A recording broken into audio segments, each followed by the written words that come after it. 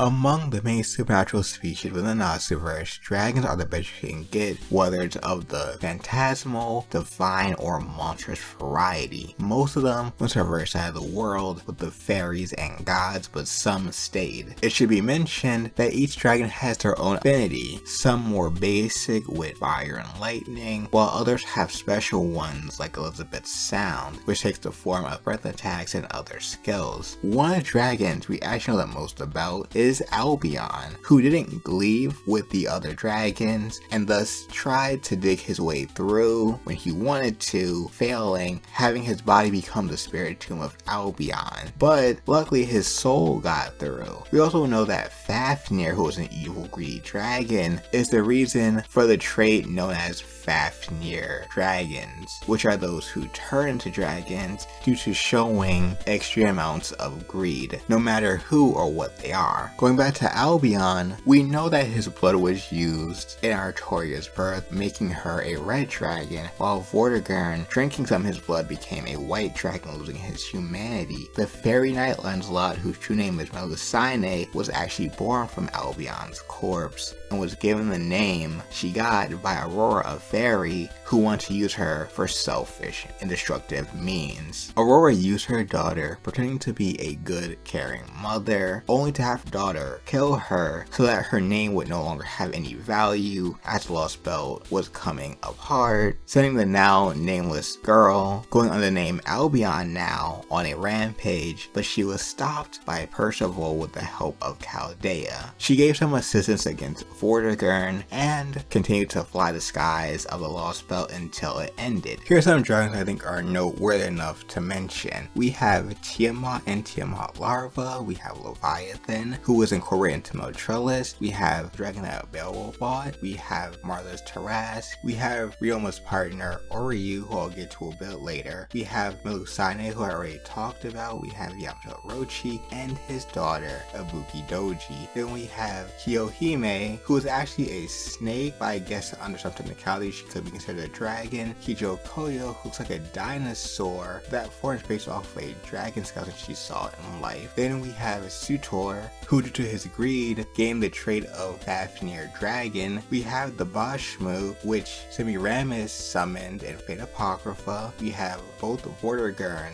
We have Vitra, who I'll get to real soon, Typhon, and Zime Gorinich, along with Sieg from Fate Apocrypha. Under the dragonkin subspecies, we have wyverns and their many varieties. We have Oryu, who isn't a dragon yet technically, but is a snake that eventually evolved to become a dragon. In actuality, she's what's called a Mizuchi. Then we have the character Vitra, who in actuality is a real-world dragon who is said to embody disability, but as a servant, she is downgraded to the form of a person as we see in Fate Grand Order. Here are the characters that carry some sort of dragon lineage, one way or another. We have Siegfried, who after bathing in the blood of Fafnir, got a stronger body and a dragon magic core. The character Sigurd, after defeating Fafnir and eating his heart, got glasses of wisdom and a dragon magic core. All versions of Artoria and Arthur outside of Artoria Avalon, who is a fairy, are born with a dragon magic core, the magic energy of a red dragon, magic resistance, and unique magic circuits that can't be found in normal humans. This also counts for Mordred, who is a clone. Elizabeth Bathory, somewhere down the line in her family, has someone who acquired dragon blood, and thus, by extension, she has it. Motrellis, as a high servant, has Leviathan